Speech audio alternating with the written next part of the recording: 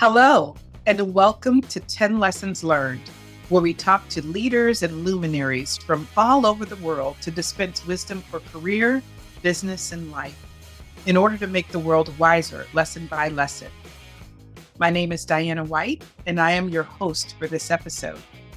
Our guest today is Marty Levy. Welcome, Marty. Tell us a little bit about your background.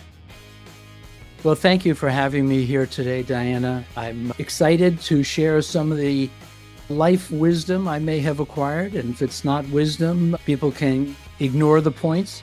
But I think for the most part, this is going to be interesting to anyone listening. And I thank you for the opportunity to share it. I love it. So let everyone know I know your history because we go way back, way back, New York days back. But you've got a storied career. Tell us a little bit about it. Yeah.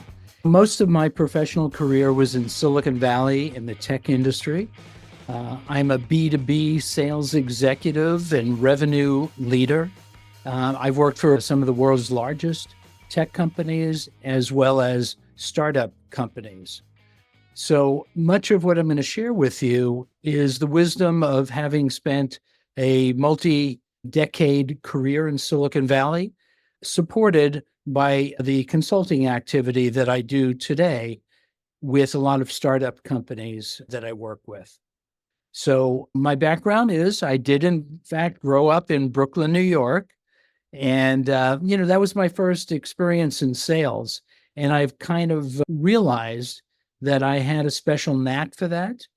And I had a chance to explore that in New York after I graduated from college. Then I moved to San Francisco in the Bay Area, and I had the opportunity to change industries and apply some of the learnings, but of course, learn much more on top of the base knowledge I had growing up. In some of my career activities, I've been in executive sales roles in 2 public companies.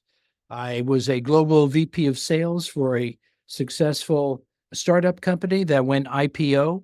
I've designed and led a turnaround of a large divisional business and was co-founder of a startup solar business. Today, I moved from San Francisco in the Bay Area to Phoenix, Arizona. You and I have spent time together there. As you know, I provide consulting and advisory roles to many startups in the tech world in the Arizona ecosystem. My focus is around go-to-market strategies and revenue execution plans. I love it. Viewers and listeners, Marty and I have been in the same circles for a very long time. I consider him a mentor. When you're in a meeting with Marty, if he sees something that everybody else doesn't see, if he has an answer for something, he has this little twinkle in his eye.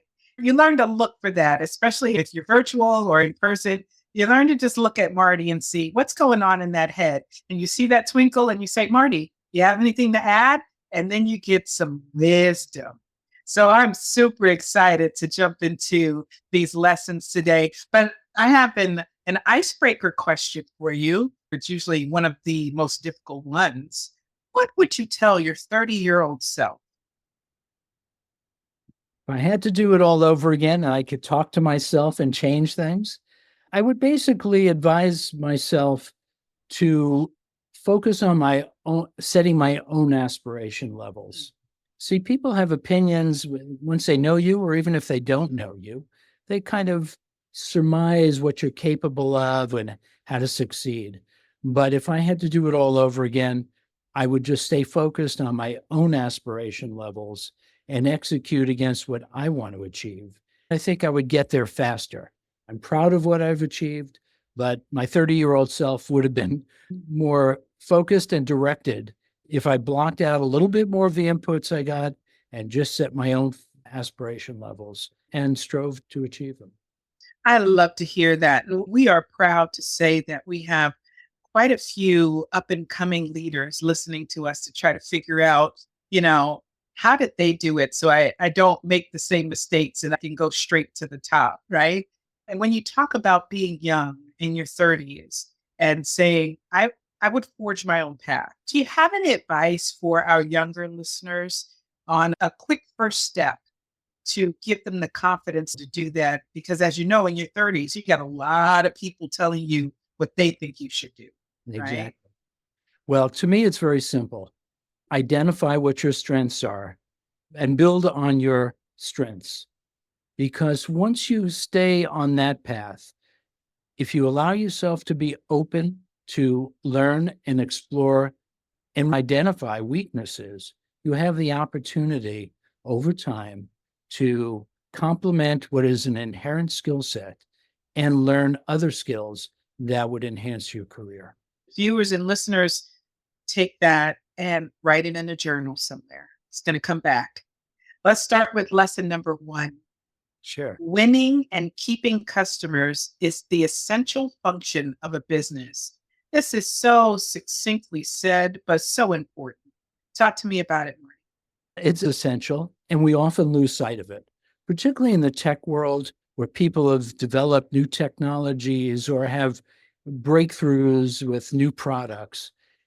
The conversation is really around the virtues of the product and what went involved or what was involved in developing it. But the truth of the matter is your technology and your product is only meaningful if customers want it. And so why would there be any other priority than staying focused, being obsessed if necessary, on engaging with customers, listening to customers, and winning customers? It really is very basic. You may have a good product, you may not have a good business if you don't have customers. Lesson number two, communications excellence is the key business superpower. Talk to me about that one. It absolutely is. Communication skills are important, whether you are selling to customers or leading teams in your own business. It's important if you're working with suppliers or partners. It is really doing something more than telling people what you want them to know, but putting it in a format that allows them to hear it is the art of communications. So I think communication skills, your ability to master them, the ability to convey clearly and concisely to others what your point of view is, what your opinion is, in a way that they can hear it, is the superpower in business. So I would encourage everyone, including my 30-year-old self, to focus on improving and enhancing your communication skills. You and I, we deal with a lot of entrepreneurs, right? I believe in that statement so much. It transcends even before you start talking to your suppliers and vendors. You have to learn how to communicate in the right way to potential partners, investors, people you're bringing on, and you can't afford to pay them a lot of money, but you want to give them stock in the company. You've got to learn how to portray why that's a good value and communicate it in the right way. You've got to communicate with your partner or spouse that this is going to be a heck of a journey, but stick with me. That lesson transcends everything. Thank you for that. Yeah, I would just add, it is not what you say, but how you say it that is important to everyone you interact with. Very true. Lesson number three, be curious, keep learning. Now, this is a staple for the entire crew of 10 lessons. But what's your take on this? I really look at it simply. If you're not in the process of growing, then you're in the process of dying. Mm. The world is moving rapidly. We need to keep evolving. We need to keep learning. And this is a lifelong activity. What I learned in college, some of it was stuff that I've carried forward, but really it is the learning along the way that has allowed me to build a successful career. So being open to learning, to hearing different inputs, working to achieve learning, consciously focused on it, is going to be important to anything you do. You must continue to grow and keep learning. I think, and I'm going to paraphrase, even though it was my episode, I don't remember viewers and listeners what I said. I know it was profound, I'll tell you that. But I remember saying something to the effect of, the day I feel like I know everything is the day I know I've given up. Yeah, it's very true. I agree with that. The key word in this lesson is really curious. It's not learning. I learn from you. I learn from everyone because I'm curious about you. I want to know your opinion. I want to listen to or watch a documentary because I'm curious about that subject. So if you stay curious, you're going to enhance this continuous learning process. And that is definitely good advice for the 30-year-old self. Lesson number 4, embrace change. Resistance is futile. Yeah. And my viewers and listeners, those of you that don't get that last sentence, ah, it hurts my heart. But I'm going to say it again. Embrace change. Resistance is futile. Marty, take it away. You know, there are so many forces that affect our lives professionally, personally, and every way in between that are out of our control. You know, there are internal forces, there are external forces, but they're out of our control. If you're resisting change, you're really talking about wanting to control. Since you can't control everything, the opposite seems to be a wise approach. Be flexible, be adaptive, understand that change is going to happen. Sometimes it happens unexpectedly, sometimes you can forecast it. But rather than fighting change, embrace the fact that change is happening. You are going to be impacted by the change, and you are going to be adaptive and embrace the change as it's coming your way. And isn't there something to be said for that in a lot of different life lessons? For some reason, I was thinking of uh, sliding in your vehicle or hydroplaning, and they tell you the best thing to do is to turn into it so that you can keep control of it, right? There are so many lessons like that in life where they say, stop, start, go with the current. That's right. Life will be easier. Yeah. And I will say that if you stop and survey the landscape of successful people, they've gone through the same change processes that you have. The difference is they've adapted, they've Yeah. evolved, and they continue to embrace the fact that change is going to happen. Those that are frustrated or have not succeeded in their lives, oftentimes a common trait is trying to prevent change from Yeah. happening. And it just is not an effective life skill. So go with the flow. A lot of energy wasted on trying to stop change. That is for sure. Lesson number 5, listen to your gut, but don't rely on it solely. Yeah, that was an early professional understanding that I came to. I trust myself. I'm pretty experienced. I was capable, went to good schools. So I felt that my gut was good. If my gut was telling me to do something, I should listen. Well, what I found out is that sometimes your gut instincts fool you. They force you to do things that are really not wise or something you have not really thought about thoroughly. And so I realized that I needed something more to complement my gut instincts. And I needed to have a framework against which I can verify whether my gut instincts are correct or not. So for me, one of the things that I did is I went back to school and I got an MBA degree. It helped me think about business situations, business problems in a different way, in a more structured way, in a more objective way than my own instincts. To this day, I kind of pause before I act because my first instinct is to go with my gut and act upon it. And what I have found, oftentimes, if you take a breath, step back, slow it down a little bit, you then can check in with the more objective side of your brain and blend it together with your instincts. I think the percentages of good decision making go up quite significantly.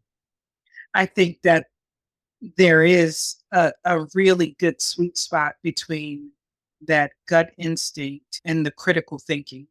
And when you put them both together, you can make some really solid, sound decisions. And then put icing on top of the cake. when you have a diverse and committed team of people that can help you think about it in different ways, right? When we're talking about making business decisions. But it really all starts with the individual. And you have a little bit of a lesson about that later on, but I it do. starts with the individual doing that critical thinking and bringing their gut into the conversation. These are just amazing. Thank you. Lesson number 6. Okay. I believe this one is like a mantra for me. Your reputation is essential to your success. Be vigilant to maintain it. A reputation is not something that you establish. It's a perception that others have about you. They shape your reputation more than you shape your reputation. So you want to act in a way that is authentic and genuine for you, so that whatever you say, whatever you do, whatever you're asking of people is coming from a place where people say, I get it. I understand him and what he's saying, want to follow along. But the other side of it is that you want to act in accordance with the reputation that you want others to have of you. So I think being trustworthy, following through on your commitments, those are the kind of things that build your reputation beyond what your resume says or what your wife thinks of you. The truth of the matter is, you want to, through your actions, indicate the reputation that you want to have with people. If it's authentic, people will often embrace that reputation because they see it in real time. They know who you are, and you will become known by those actions or inactions. And that's your reputation.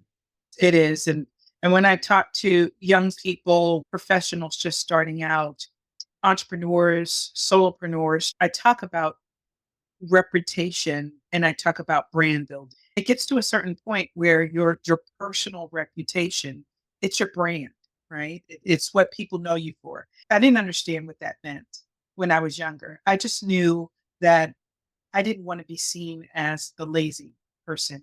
I didn't want to be seen as the late person. I wanted to be reliable and I wanted to be of service. When I got introduced to servant leadership, I said, I want to be known as the person that sees you for what you bring to the table and can make a really solid team. Yeah. And it just grew from there in terms of what I want my brand to be.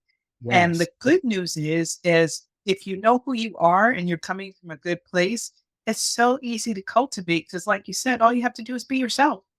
Exactly. Yeah, I'm glad you brought that out, because I think there's a confusion about a brand and a reputation. And it really is two different things, but one is derived from the other. I've had a personal brand that I've had for 20 years. Insight, action, results. Mm. And how I conduct myself and what I do is exactly that. I bring insights, thoughtfulness to whatever actions I take. And normally, in most cases, actions and results come from it.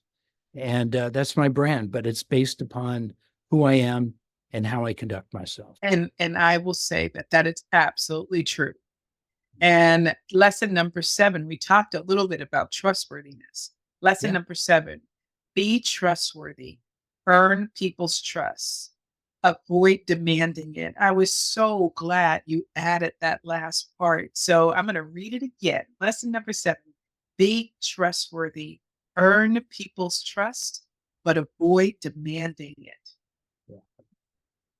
Yeah, look, trust is the most important component in any kind of business relationship, and it's an essential in customer relationships. People buy from people, and therefore, if they trust you and you trust that you kind of understand what their needs are, good things are going to happen. People are going to come together. They're going to take steps to do business with each other. But without trust, everything is suspect.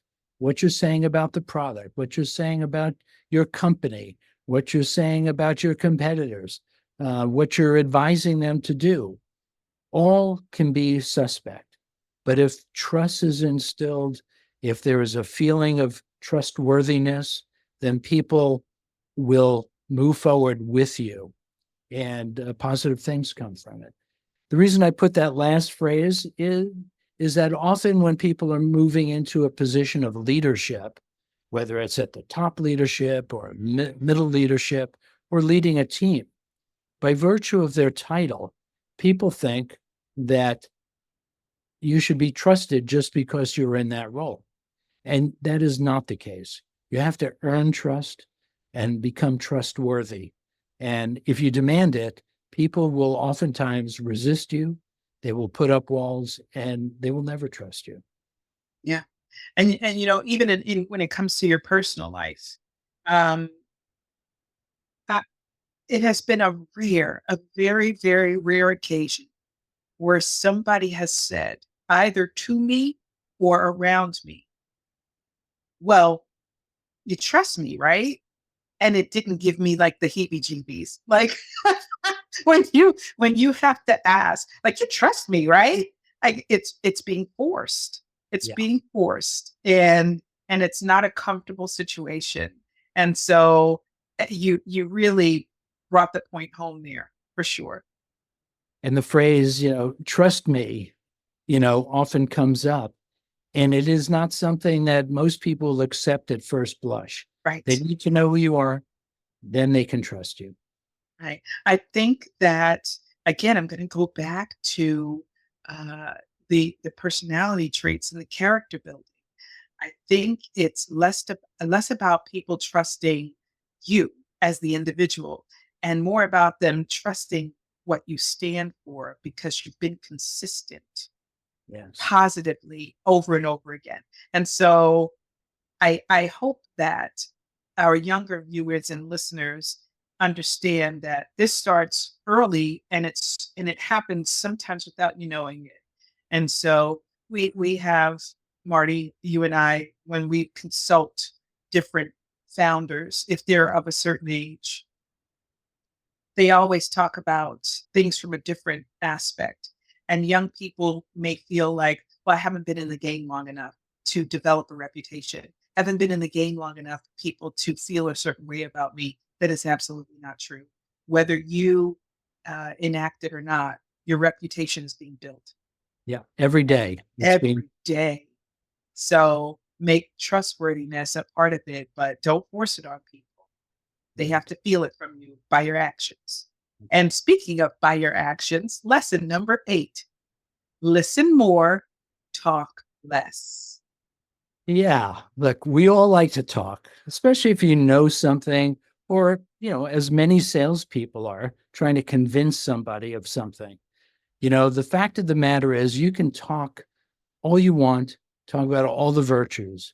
It doesn't necessarily translate into people embracing what you're saying, because chances are they stopped listening, or more importantly, they have a perspective that you didn't think of or you didn't have an understanding of. So that's why it's important to listen more and talk less.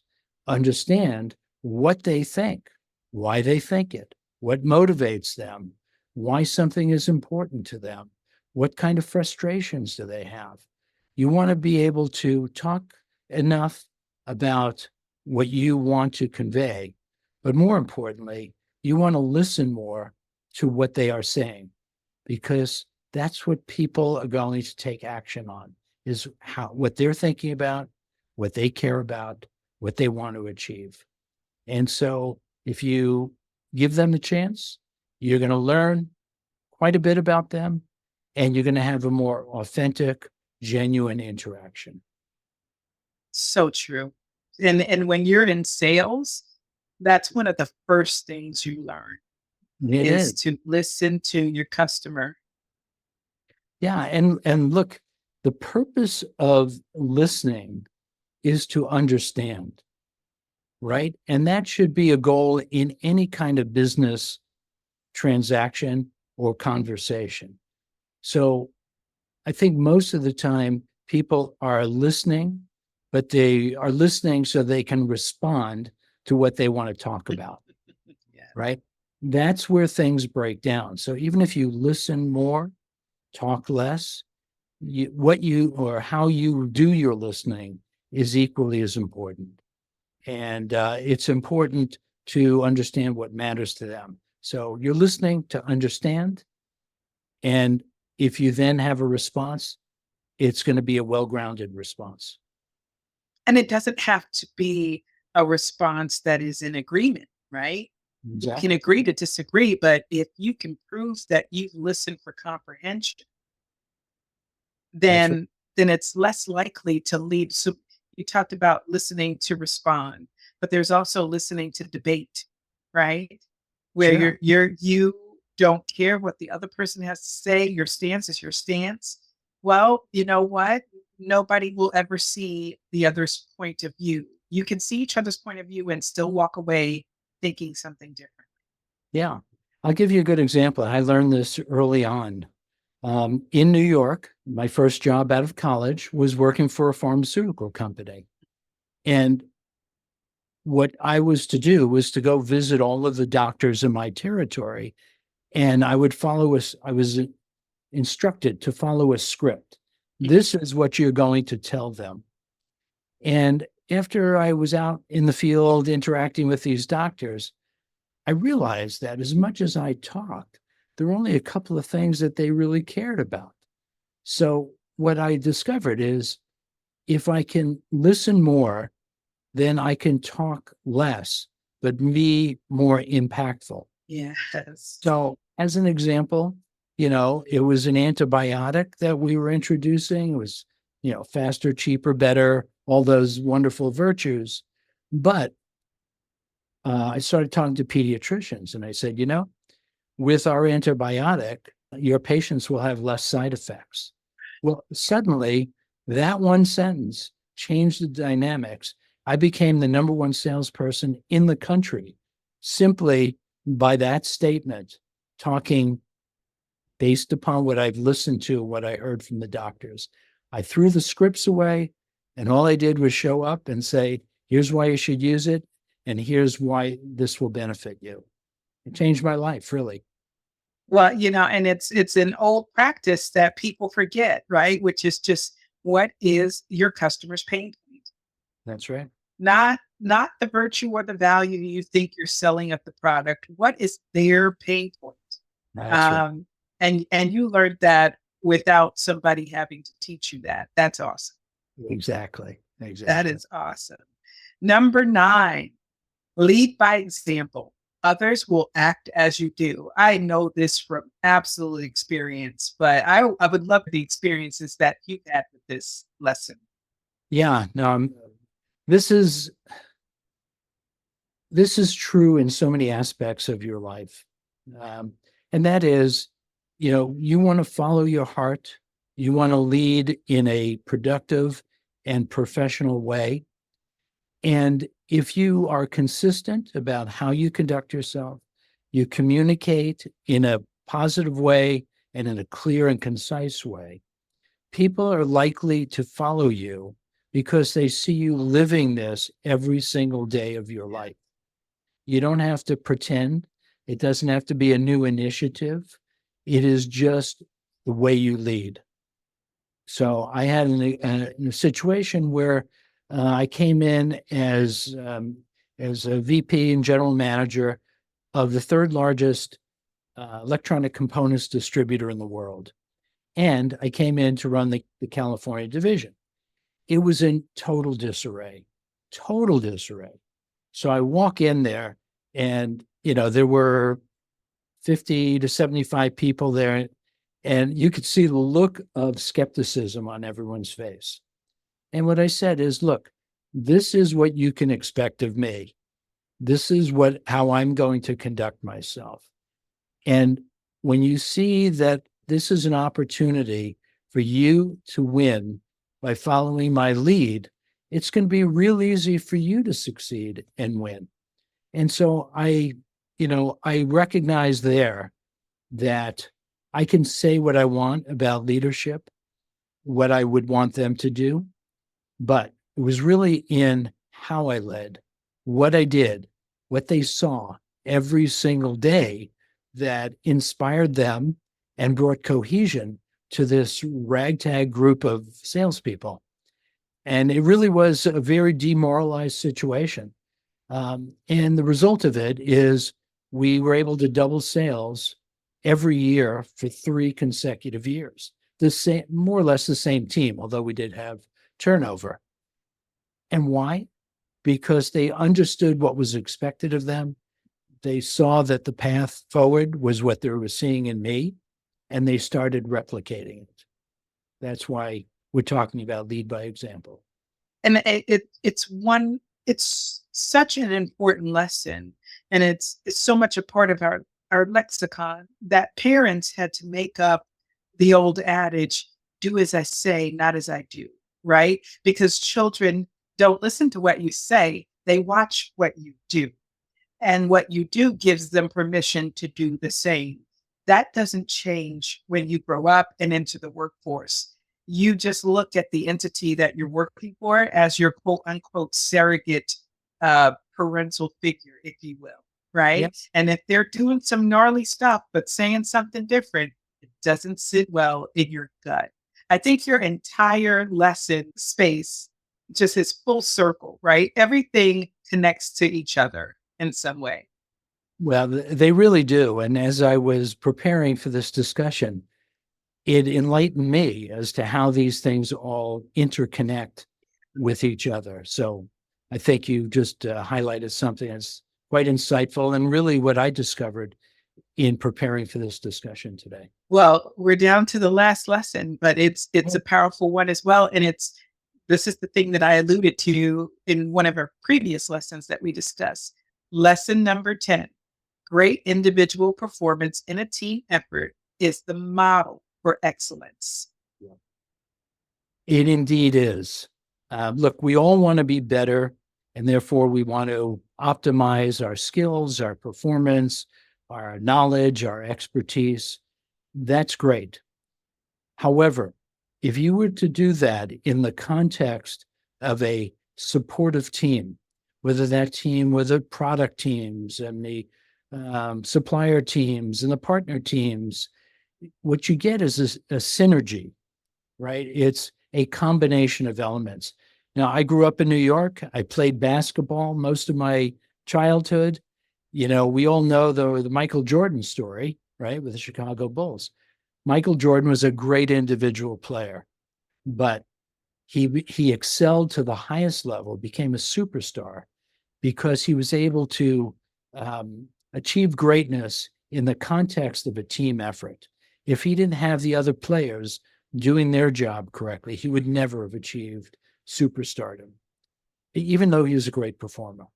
And I think of that as kind of the example of this model for excellence. In the business world, the additional element here that applies is collaboration.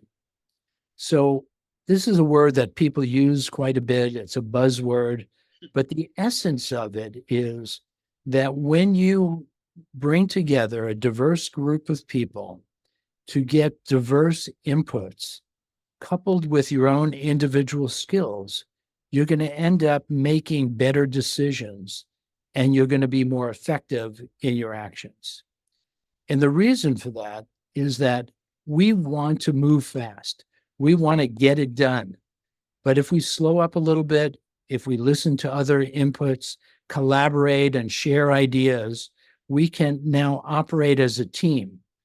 I can go perform what I do best, and you can be step by step working with me to execute on our plan that we jointly derived.